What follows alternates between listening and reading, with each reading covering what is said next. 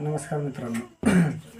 तर आता आता सीझन चालू झाला आहे. आता बागांचा सीझन चालू झालेला आहे. पेरूच्या बागाचा आता फोम बसवायला बऱ्यापैकी सगळेजण चालू करणार आहे ती. तर गेल्या वर्षी आपल्या काय निदर्शनाला आलं होतं.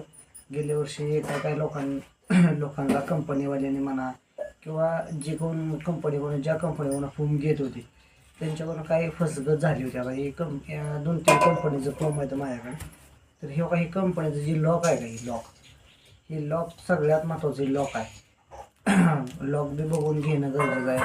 फोमची जी क्वालिटी आहे पांढरशीपटच पाहिजे किंवा ह्याच्यातनं काळपट पण काय वेस्टेज मटेरियलचं जेणेकरून ते जे रॉ मटेरियल जे वापरलेलं असतं त्यापासून ते काळं फोम बनलं जातं आहे.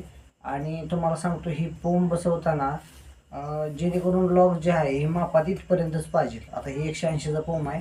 ॲक्च्युली खरं तर 200चा पण दुसरं आहे. तर तुम्हाला सांगतो हे जो लॉक जे आहे का नाही पेरूला फुकायच्या वेळेस ज्यावेळेस पेरू फुगणार आहे त्यावेळेस त्याला पुरतं फुगता आलं पाहिजे. पुन्हा कॅल्शियम बोरॉनची कमतरता नाही बसली पाहिजे. पेरूची जी साईज आहे ती गोलाकारनेच बनली पाहिजे.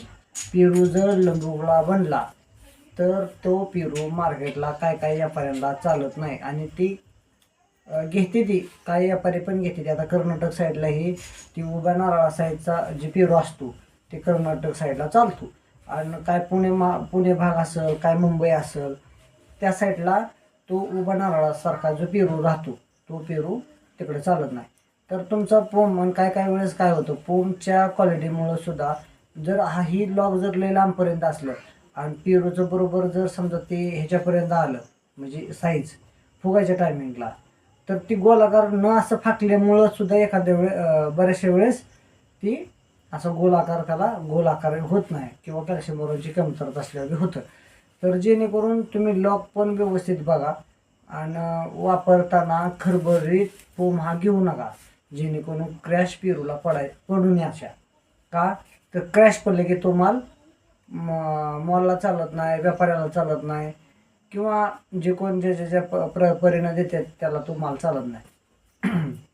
तर हेच तुम्हाला सांगायचं की जेणेकरून जी लॉक आहे ती लॉकच्या बरोबरच पुन्हा लेबर बसवताना लेबरला पण ध्यान देणं गरजेचं आहे की लेबर जी फोम बसवती या ती बरोबर बसतोय का त्यातनं सटकलं जातं या ह्या गोष्टीचं ध्यान देणं गरजेचं आहे. कारण बरेचसे आता माणसं काय करतात या वेस्टेज मटेरियल वापरून फोमची क्वालिटी खराब देते या.